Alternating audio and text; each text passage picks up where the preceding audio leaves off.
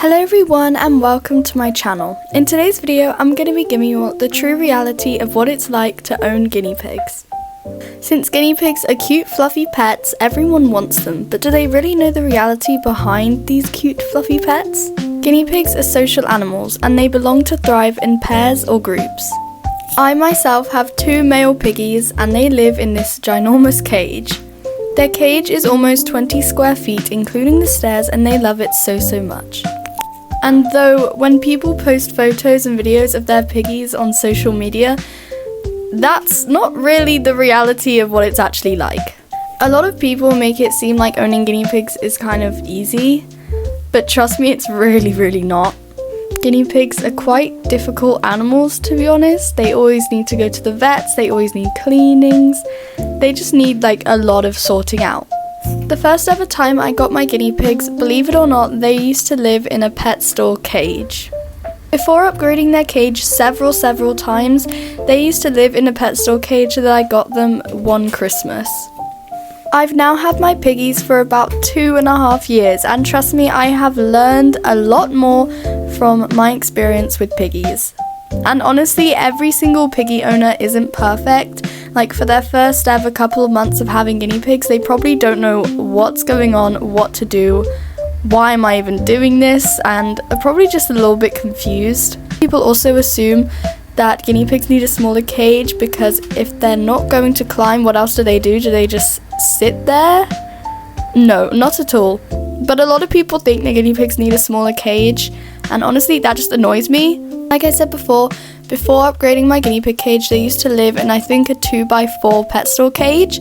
That was only for about 5 months until I upgraded them to a 2x5 with like an attic area, and then from there I thought, okay, I need to upgrade this again. Even though a 2x5 with an attic area is an okay size for 2 males, I wanted to give my piggies everything. I spoil my piggies. Like, my birthday is in 2 days and yeah, I just need to spoil my piggies for my own birthday. But now the long introduction is over, let's get started with the reality of owning guinea pigs. Number 1, I know I said this before, guinea pigs need a lot of cleaning out, and I mean a lot. If you want to be responsible for guinea pigs, you have to be prepared, and when I say prepared, I mean it. Like, this is spot cleans every single day, and like a whole cage clean every single weekend. For me, because I've got a pretty big cage, my whole cage clean takes about an hour and a half, I would say. Like to do a very deep and thorough clean, an hour and a half. To get rid of all the bacteria in the cage, yes, it takes a very long time. Obviously, I do not expect you guys to have a cage like as big as this. Obviously, if you're going to have guinea pigs, make sure that they have enough room and enough area to run around in. You can find other videos about this like on my channel or on other videos. I'm not going to explain the whole like concept of how big their cage has to be, but I would say a cage has to at least be 2x5 feet.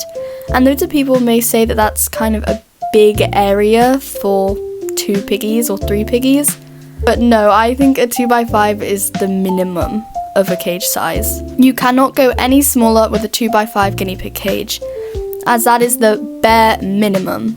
If you kind of look at my cage, I have a 2x4 on the bottom and a 2x5 on the top, but then the stairs, I guess they kind of count. They don't really count as area to run around in, but they do count as some sort of exercise for my piggies and some place to move.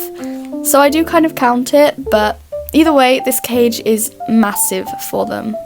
Guinea pigs are actually very clean animals. Loads of people don't really think that, but trust me, they really are. Guinea pigs are very clean animals, meaning that they need to be cleaned out pretty regularly and swept out, once again, pretty regularly. Before getting guinea pigs, please understand the things you have to go for to clean out their cage and the things you have to use.